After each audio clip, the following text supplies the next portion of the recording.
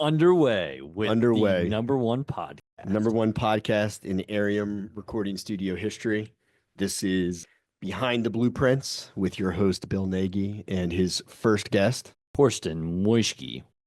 We've got plenty of content to run through. We've got college to talk about. We've got obviously work to talk about. Got my wife and my wedding to talk about because there's a lot of backstory behind that.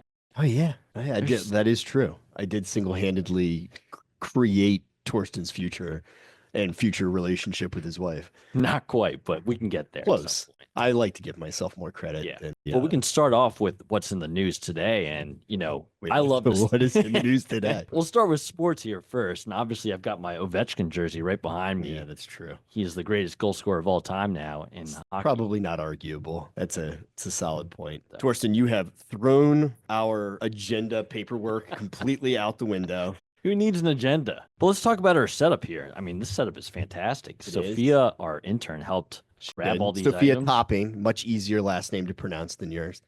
It's Swiss, right? No, she actually does not have a microphone. I realized that as I asked her that question. All right, so backstories. Let's talk about this podcast. So this podcast is the brainchild of Cynthia Stuber. I don't know if anyone knows Cynthia. She is our marketing director.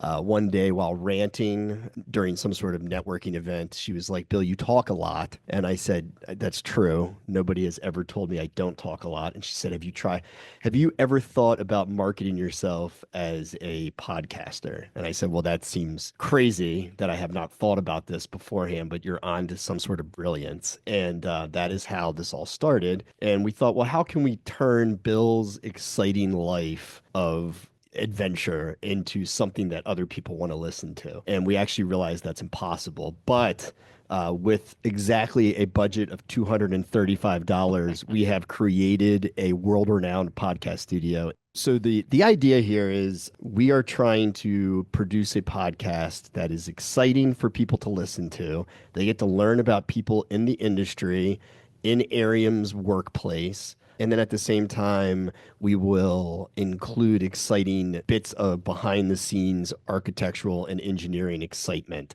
that Arium AE brings to the table. We can just start to talk about what we do here at Arium. And oftentimes we tell our clients, it's not what we do, it's what we don't do. Oh my God, this is so good.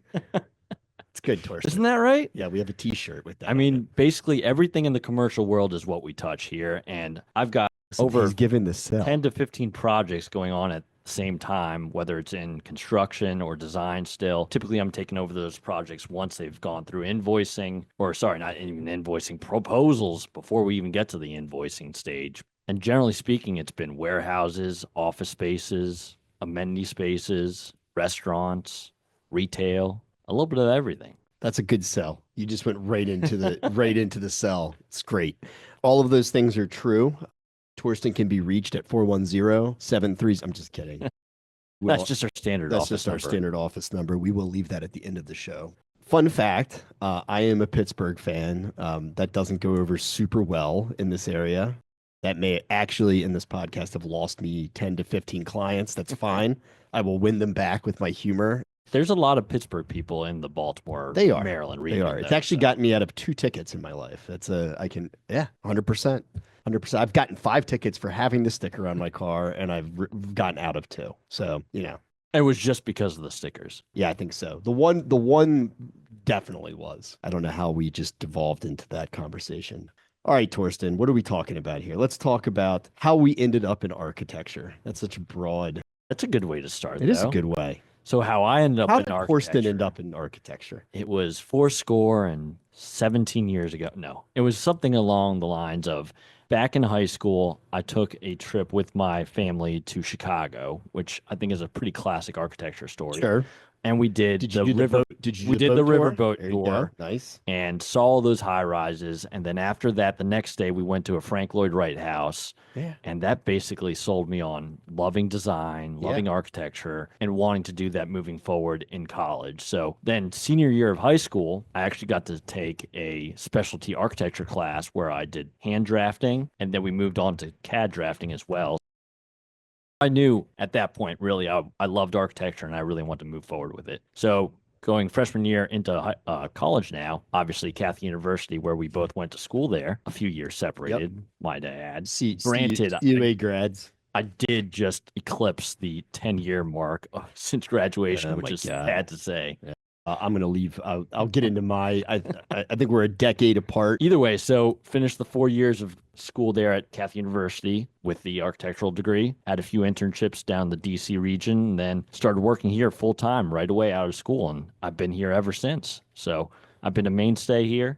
And that's my basic story behind why I got into architecture. What's yours? Oh boy. I think it all goes back to shop class. Did they even have shop class? Yeah, of when course. You did? I don't know. I don't know if did they still have shop class? For sure. I mean, that's good. That actually like takes away ammunition from my old man rant where I tell people they should still do shop class. You're not that old. So it was in shop class, and I thought it was always fun to build stuff, which obviously is not directly related, but it was like always something hands-on. You always got to do things. When were you taking the shop class?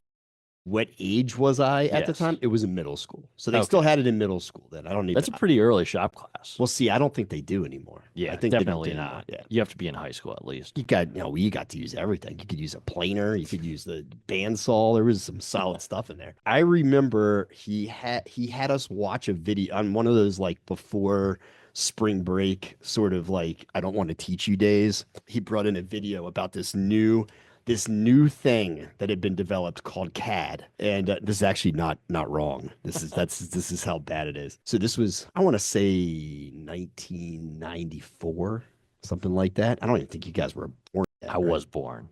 You were born? Barely born. A I toddler was born. Torsten was out there somewhere. I remember watching a video about CAD, and it was like the future. Like, in the past we used to use Mylar and T-squares, and in the future we'll be using these computer-aided design systems. And they were talking about how they used it to design projects. And I just thought that was really cool. I did one of those like high school internship things where you like got to go into a firm. But here at Arium, we do that same thing as well. We have some high school Yeah, we interns do that have high school interns. come around, and we help show them what we're doing day to day. Yeah, and then you find out when you get like as I get older, I'll like see people in the office and I'm like, I don't know who that person is, but you don't want to admit that you don't know who they are. So you're like, I must be an intern. Just an assumption. Just like you, Sophia, right? For a solid 3 weeks, I was like, I don't know, this girl's just sitting here doing work. Did we hire somebody?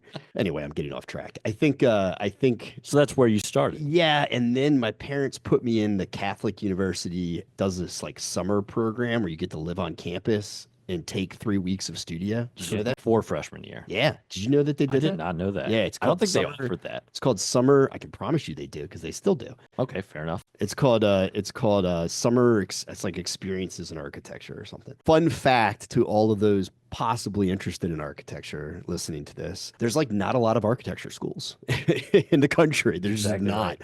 And so like when I finally went to apply to schools, it was like, oh, all these schools you could go to, and it was like 5. Right. There was like 5 in the Midland. And most of them are all just big schools. They're just big schools. They're the Penn States, Virginia Techs, Maryland's. Yep, you're naming it. But yeah, the note being not a lot of schools to choose from. And so applied to a bunch of schools, ended up going to Catholic and had a great time. Anyways, did you end up studying abroad? I forget. I did not. You did not. You No. did not get that. No, and this is a great segue too. This is a great segue to how Torsten and Marie met. So you didn't get to study abroad while we were in college? No, I unfortunately. did not. There was a little bit of a curveball during 9/11 that threw a lot of that off.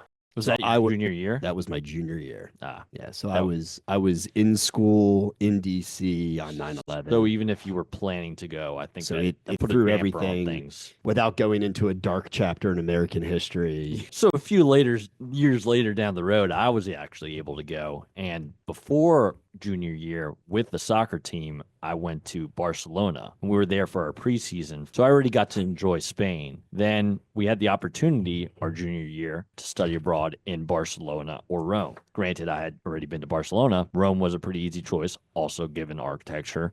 Rome is really where it all started. I really enjoyed being in Rome. We had 4-day work weeks, or rather school weeks, I would say. That actually is consistent with European work weeks. Yeah. Well, we got to travel every other weekend with the architecture program, whether it was in Italy or around Europe, which was amazing. And then the other half of the time, you basically were off on your own. So got your friends together. You traveled throughout Europe as well. We went out to the local places in Rome. It's pretty similar to Euro Trip, the movie, Yeah. I would imagine. Very much so. It's all a blur when you're over there, but it was fantastic. And that's where we can segue into I actually met my future wife at the time in Rome while she was also studying abroad there. She went to Loyola University and did not study architecture. She had classes with other fellow Catholic University students abroad, and we only saw each other out a few times. We're friendly, and we parted our separate ways. Fast forward a few years after until that fateful night after the NAOP holiday party. Hold on. No, wait. Then there was a few weeks before that NAOP event where we had seen each other out at a bar in Federal Hill. Oh, no. And we saw each other. We said hi. I'm feeling less important now. No, hold on. We talked about 5 minutes and we parted our separate ways again. Then again, literally 2 weeks later, Bill and I went to this NAOP Awards event where obviously we've cleaned house a few times. And she happened to be there. I don't particularly know what that means. She happened to be there at the bar after the event. And we talked the rest of the night. And the next day, You're forgetting some very important steps in there. Well, you were there as well.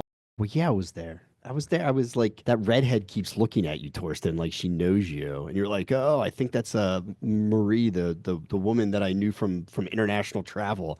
And I was like, you better go over there. That she's giving you the look. You got to go talk to her. And you're like, I don't know if I should, Bill. I'm really nervous. Don't know that I should do that. And I was like, no, this is your chance. Don't blow it, buddy. And that was it. And so basically, I'm going to take full credit for reintroducing them after their hiatus of friendship. You happened to be there. Yeah.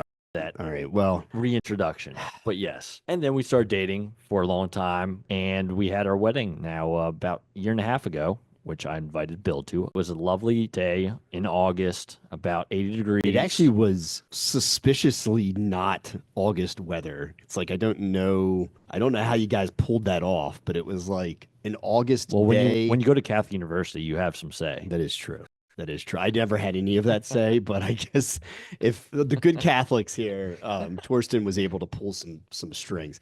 It was like suspiciously 78 degrees and sunny in the middle of August, or like end of August. It helped being on the Eastern Shore, right along the Chester River there. It was really everything that we hoped for. And then we got to go back to Italy for our honeymoon. We also stopped by in Greece on one of the islands, Corfu, and we just had a lovely time. Torsten's wedding was maybe the most elaborate wedding I've ever been to in my entire life. It was not going to throw that out there. It was well planned. It was certainly well planned. But it was like when people write these things down, like, oh, at my wedding, I want this to happen. Chain reaction event where it was like, it would be great right now.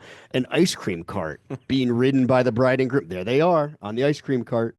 Funny thing is, we better have a way to find out when the cocktail hour is over. Maybe his father will blow some sort of German Alps horn to tell everyone to move on to dinner.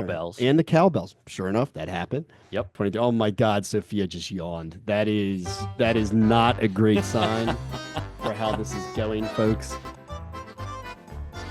This will be a good full circle back to Arium. So here at Arium, we have a wide array of excitement here at our office. We renovated upstairs. Was it 3 years now? We built an addition. 2.5 years. Yeah. We built an addition to the studio. Added, and I'm going to get this wrong, so Stephanie Nunn, I apologize in advance. 16 to 18 workstations. Does that sound right? Look at that. You get long enough time, you can just visualize. I can visualize all in my head. So I sit in one of the corner stations upstairs here looking at our beautiful neighborhood funeral home. We do. One of our sponsors. It's been a mainstay here. It's been a mainstay. It's really full circle of life at Arium. It is. It's like as a child, we bring in interns. Sophia comes in as an intern. It's like, welcome to adulthood. And, well, the funny thing is that a lot of people here and then we gradually move you. We move you from downstairs to the corner downstairs to the stairwell to the corner upstairs, and then eventually just right out the window to the funeral home. It's like a legitimately because most of our employees actually stay here their entire career. It's true. We do have great. I mean, I am one of them, right? I'm on year 20. Yep. I'm year 20. I'm 5 years away from the corner funeral home view, and then. Actually, it is a request of mine that when I do go, that I just get marched through the like a funeral pyre, just Bill. And it's possible because our window's open, and we do. Could just They're casement windows right out the window. No, well, I don't want to be shot out the window. I just want to be handed off. Yeah, that was fun. That was dark. shout out to Kelly, our Northern Virginia liaison. So Arium has a standalone office down in Virginia, and Kelly is in Tyson's. And Kelly, I'm scared I'm going to say her name. Is it Ormsby? Ormsby, yep. Yeah, so not bad. That one was easier than I thought. Kelly is she braves that to come up here a couple times a week, but she's our direct project management, I guess, and area, interior designer that runs out of that office.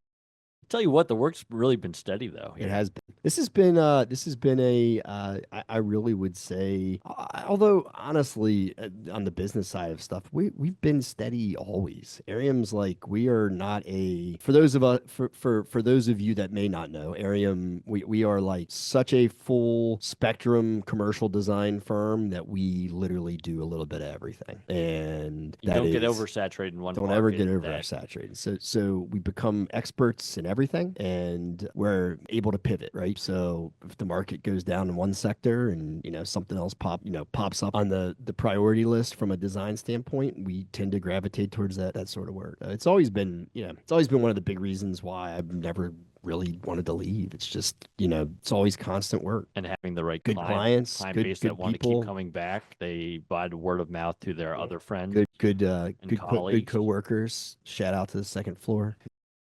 The second floor is where the upgrade happened. The window line gang over there. Well, Don likes to refer to it as the best side club.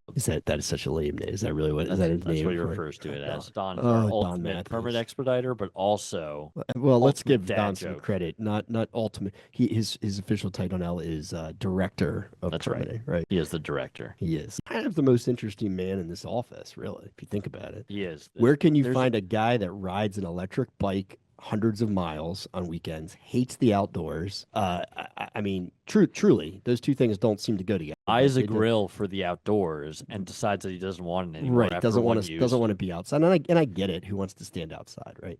Why stand outside and grill when you could just order food from DoorDash and have it delivered to your house? I don't know what we're going down a Don rabbit hole now. I will say the man makes a mean country music mixtape. You can't say mixtape. That's dated. He burns a mean CD. That's dated. He makes a great playlist on Spotify. There we go. Now I think that's a good segue into your next guest, potentially Don Matthews or Greg Baldwin. No, neither one of them would want to talk to me. I think they will. We'll have to find out, guys, on the next episode of what I don't know. We don't know what's going to happen next in this adventure, but stay tuned. We will have an episode 2 coming up soon. Might be on site somewhere. You just never know.